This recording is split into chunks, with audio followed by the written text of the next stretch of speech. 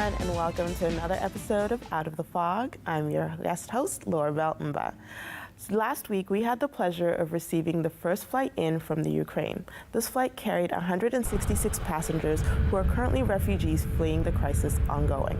They were received by the Premier of Newfoundland and Labrador, Andrew Furey, Minister Jerry Byrne, and a houseload of guests who were happy to welcome them home. We have a clip featuring that, so sit back and take a look. I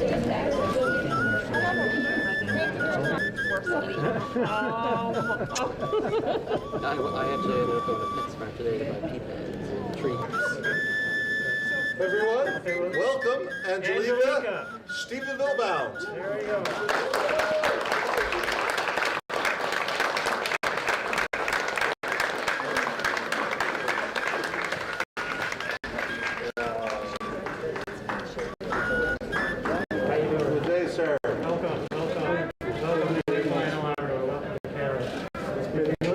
Yes, yes.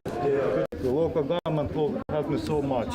It just immediately provided me with everything I needed. So it's just wonderful. And you're going to work at a random mine, is that right? Yeah, I'm a mining engineer and I've got the entry job in this industry, so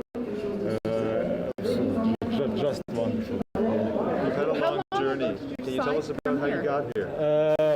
Actually, we were provided with free flight, and we had hotel rooms before the flight, and it was fine. We actually had some had to wait for an hour in the airport, but that's not a big deal, and it was a charter flight, so it's fine. Where are you from? Where are you from in Ukraine? Central part of Ukraine, Cherkasy region.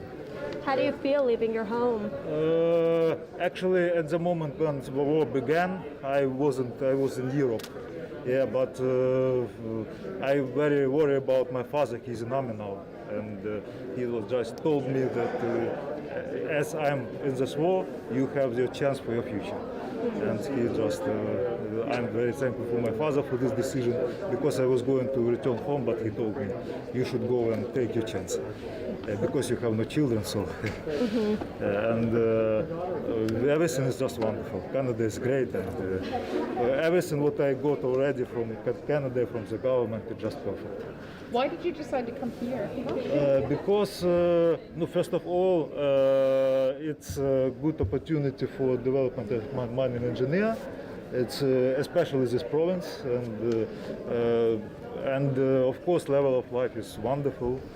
And a big Ukrainian community, like Ukrainian nation is one of the nations who grounded this country, so it also influences this decision, I suppose, from a lot of Ukrainians, and just very pleasant people.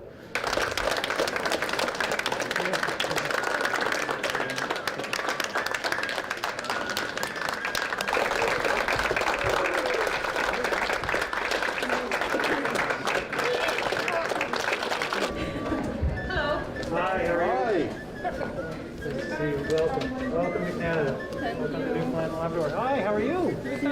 How old are you? Seven. No, no. Not yet. But she's trying. Oh, she'll learn fast.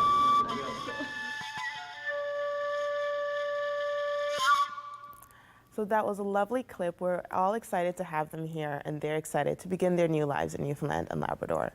On tonight's episode, we'll be joined by Lynch and Alfred Burgesson from the Tribe Network. If you don't know what Tribe does, we have a little video. So sit back, relax, and let's see.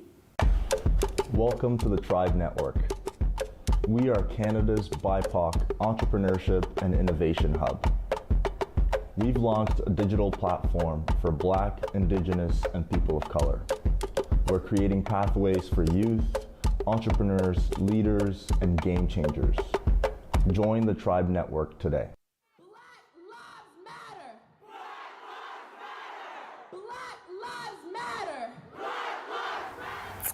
Wasn't that so cool to find?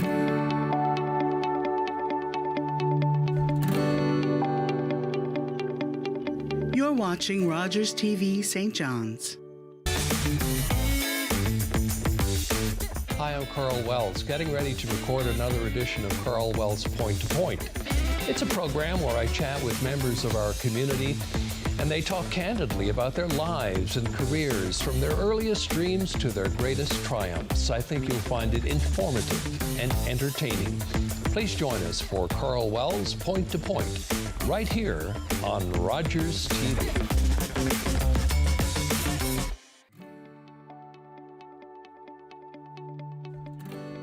You're watching Rogers TV St. John's.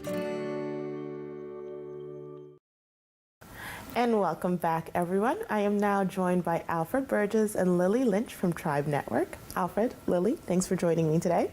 Thank you, Laurabel. Thank you for having us. It's an absolute pleasure to have you guys here. So for most of our viewers have never heard about Tribe Network before, so do you guys mind filling them in a little bit about who you guys are and what you do? Absolutely. So I can do that. My name is Alfred. And so Tribe Network is a entrepreneurship and innovation hub for Black, Indigenous people of color in Canada. This is an idea that we thought was necessary because when you walk into a lot of the traditional accelerators, incubators, innovation hubs, you don't see a lot of people of color in there. And I've experienced this firsthand in Halifax as a business owner, trying to get support from these spaces where I don't see myself represented. And so during COVID, we thought, we need to support Black, Indigenous people of color in their businesses. And we were inspired to launch Tribe as a way to support the business community in Canada. That's awesome. So when exactly did Tribe launch? So we launched last year. We spent a few months doing some homework, obviously, and thinking about what our goals were and how we wanted to operate. And then last year is when we officially came public. Okay. So I know Tribe is now a hub for people who are entrepreneurs who within Canada. But there's a special project that you guys hold near and dear to your hearts that's recently launching. So what is that?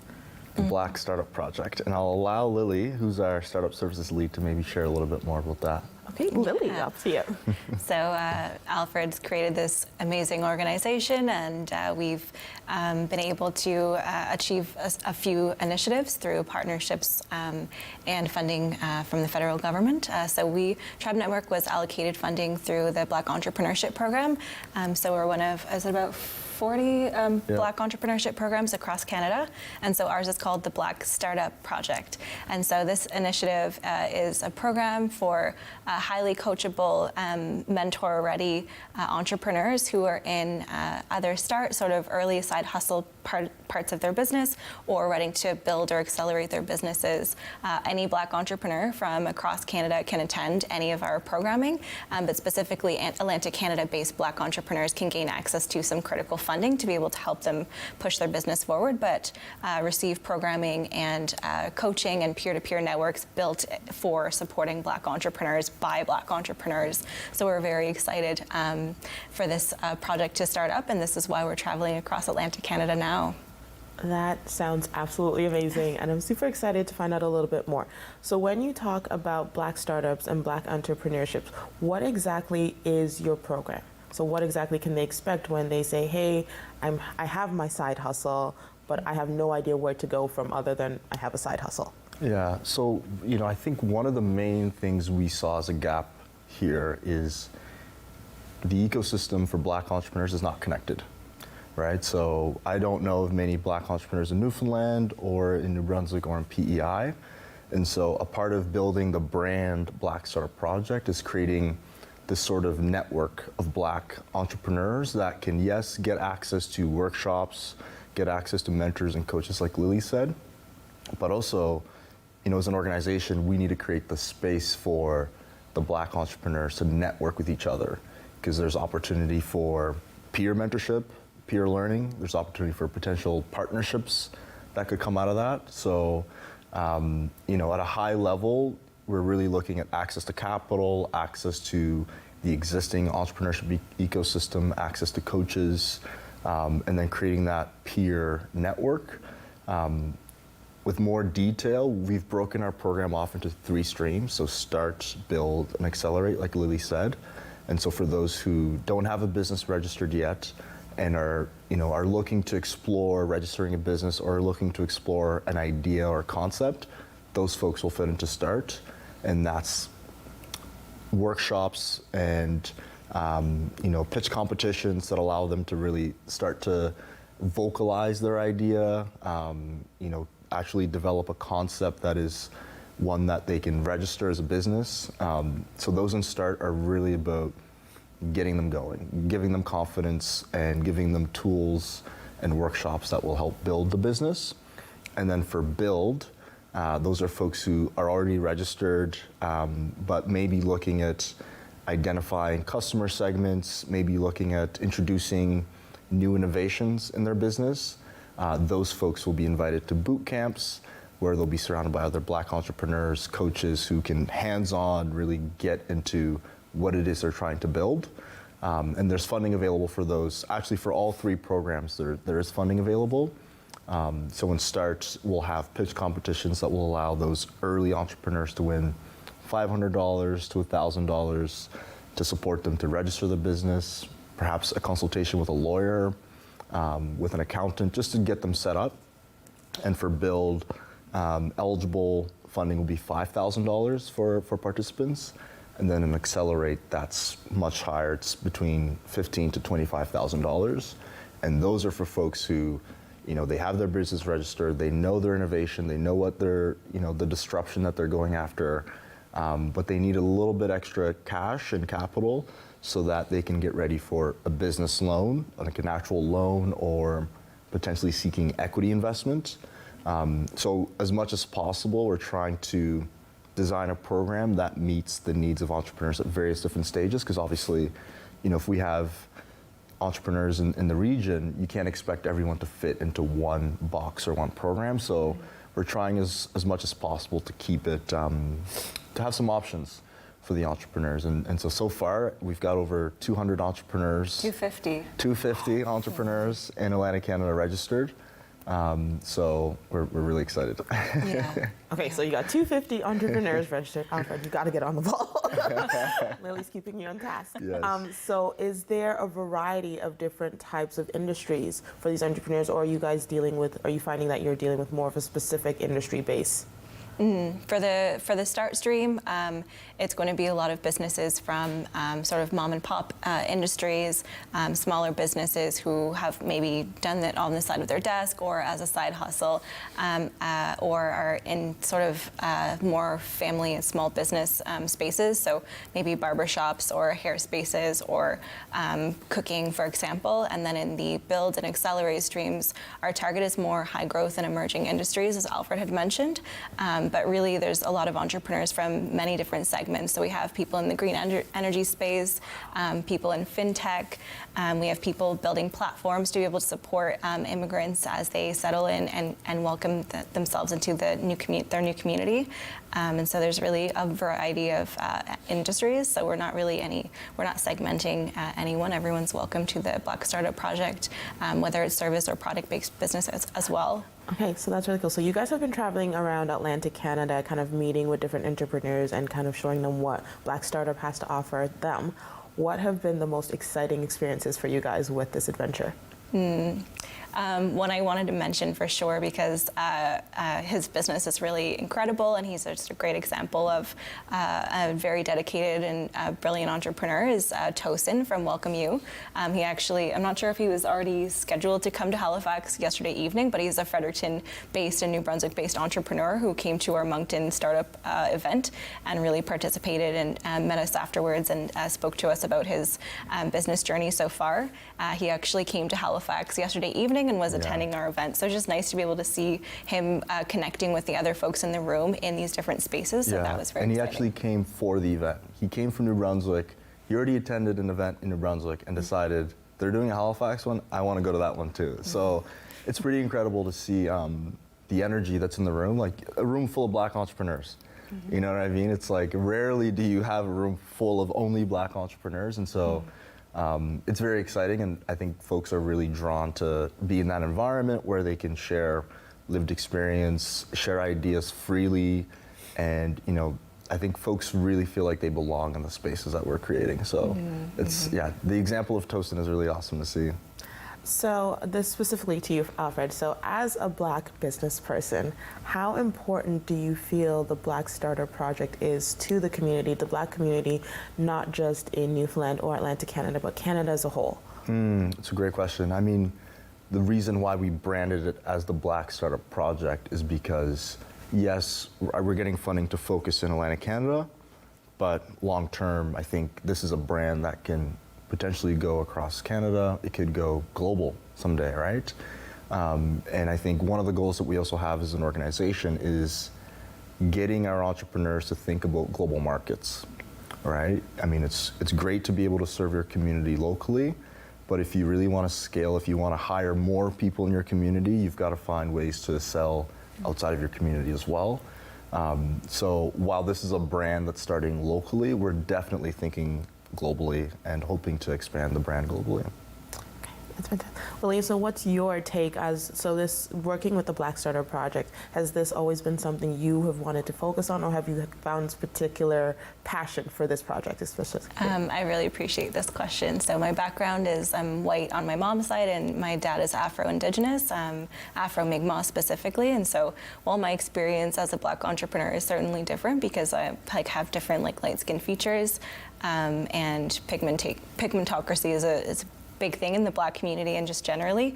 My experiences running my own social enterprise and my own startup have definitely informed kind of the challenges that I'm aware of in the community. But I'm really excited to be able to work with Tribe Network because supporting and uplifting and creating more empowered Black and Indigenous and people of color in business is just the way to move forward. We have to self-determine and also fund our own projects and also support one another so that we can create more impact throughout entrepreneurship in Canada and in the world.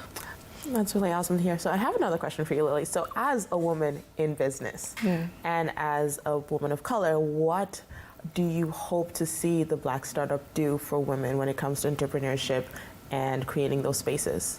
We have so many powerful women who are part of our steering committee and on our board.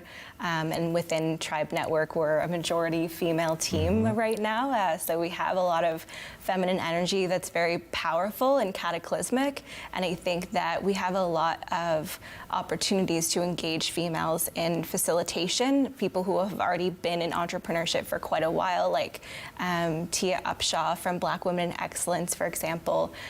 We need to have more examples and more representation of Black women and generally racialized women in business so that younger generations can look up to those folks and view them as mentors, view them as accessible, view them as real opportunities and avenues for exploring in business. And I think that that's something we noticed at our event last night is all the different generations of women that were in that room as well. We had women from their 20s to their 60s in this space last night at our event. So we're really excited to see that and see the support that comes when we support one another as Black women in business. And there's so many prime examples of them everywhere. So when people say sign up to be part of the Black Startup business or Black Startup Network, are they expecting to be dealing more in a virtual space due to, I guess, logistics, or can they expect more in-person, one-on-one kind of collaborative spaces? Yeah, that's a great question. So it's both, in-person and virtual. We're doing the roadshow right now, so everyone who's registered for the Black Startup Project has been invited to our in-person roadshow events. And so, trying to create the space where, yes, there's workshops and education sessions that might happen virtually, but creating those spaces in person where they can come and network and share experiences with each other. And I think it's important to have the hybrid model because no one wants to be on Zoom all day. We've all seen that. And being in person is nice. You get to build real, stronger relationships and connections. So we're definitely going to try to keep a hybrid sort of model throughout the program. Okay, so that's super cool. So I do have a few more questions about Tribe as a whole. So when Tribe launched, and I know you deal with Black, people of color, and Indigenous communities, what kind of networking space is created for them with Tribe? Yes, great question. So right now, when folks want to visit our website, tribenetwork.ca, you can sign up, log in, and you can connect with other BIPOC folks on the platform. And so you have the ability when you sign in to see Lily in New Brunswick or you in Newfoundland, and to really see people that you wouldn't normally know existed in the ecosystem. And so, we're creating a space intentionally for BIPOC folks. And, we also have an opportunities portal. So if you're looking for a job, if you're looking for scholarship, if you're looking for a grant, a procurement opportunity, our opportunity portal allows our network members to access those, as well as events that we host on the network. So really, it's something that we've built a platform, but it takes everyone in the network to make it what it is, right? So it really does rely on the engagement of all the different users and people to show up as they are, and people have the ability to share information with each other. I think that's another huge part of this is, I find too often we're creating these programs where it's simply one-on-one without learning from other entrepreneurs. Yeah. And so what we're trying to do is really create the space and the environment for the entrepreneurs to come and for the entrepreneurs to share resources with each other, and to really, connect with each other. That's what we're trying to do. So let's say I'm a super successful business person and entrepreneur, and I want to give back to the community. How best do I do that with Tribe? So what is my outlet to go back? Great question. I mean, you could hire people from the community, right? So you could post on our opportunity portal at tribenetwork.ca. If you're interested in investing in an entrepreneur with your time, you can sign up to be a mentor or coach with us with the Black Startup Project. And if you're looking to invest your money into an entrepreneur, email myself or Lily. Reach out to us on our email at tribenetwork.ca, and we can explore giving back to Black entrepreneurs. That's fantastic. So if there's one thing each of you would like to share with our viewers, a core piece of advice, not just about Black Startup, but about entrepreneurship and Tribe as a whole, what would you like to go? We'll start with Lily. Yeah. I really like the resounding, powerful words of Thomas Sankara. Before he was taken down by the French government, he's the president of Burkina Faso, and he said, "We must dare to invent the future." And I really think that that's what Tribe Network as an organization is doing, is collaboratively engaging with the future, but through the perspective and lens of all of us, for all of us, as BIPOC folks. So I think that those are probably the resounding words that I think I would like to pass on to others, is that we're here, we're the ones building our own futures, and that's my final word I would leave with people, is we must dare to invent the future. And Alfred, what would you like to say? Yeah, I mean, so that's a great piece of advice. I would say, I guess there's two things that come to mind. One is for institutions, whether it's universities, banks, accounting firms that are looking to support Black entrepreneurs, I think it's really important that you're intentional about creating spaces for Black entrepreneurs to show up as they are, and to reduce barriers by going to them or creating incentives for them to show up in spaces together. So, I think what we're learning is it's not enough to just say, we're here, come. Right? You really have to be intentional about creating a space that is welcoming, creating a space that brings them benefit outside of just drop in anytime you want to. And so that would be my advice to, I guess, institutions or people that work in institutions that are watching this, is be intentional about, if you are trying to support Black entrepreneurs, be intentional about the space you're creating for them. And then for Black entrepreneurs listening to this, I think number one piece of advice is connect with other Black entrepreneurs, right? And share your experience. If things are working for you, if you're getting access to grants, if you've identified a potential funding source, share that with other Black entrepreneurs, because we will all benefit if we share this information with each other. I have to absolutely say thank you Thank you, and thank you again for agreeing to sit down with me and have this conversation. I know for a lot of Black entrepreneurs and a lot of BIPOC entrepreneurs, there isn't a space where they feel the ability to have these conversations and feel like there's access to resources and shared information. So it's been an absolute pleasure to sit down and talk to you. So before we go, and before I do my final thank yous, do you mind sharing your social media and your website again with our viewers? Yeah, all viewers can find us at tribenetwork.ca, as well as on Instagram at tribenetwork.ca. And our other Instagram for the Black Startup Project specifically is at blackstartup.ca. Thank you again for joining me, and it's been an absolute pleasure. It all started when I racked up some serious debt. Interest payments were going up, creditors were calling. Janes and Noseworthy came up with a plan. Knowing that the phone was going to stop ringing and that I was not in this alone was a huge relief.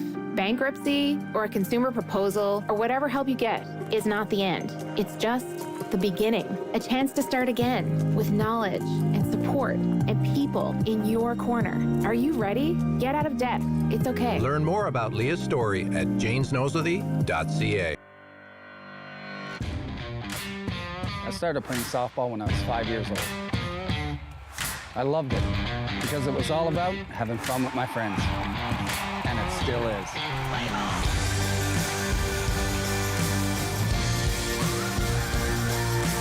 From little kids to adults to seniors, softball is a sport for everyone.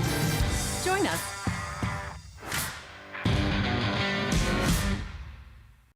It was so much fun to get to sit down and talk to Lily Lynch and Alfred Burgesson from Tribe Network. If you'd like to find out more about how you can contribute or work with Tribe, feel free to check them out at their website or on their social media links. And we'll see you guys next time.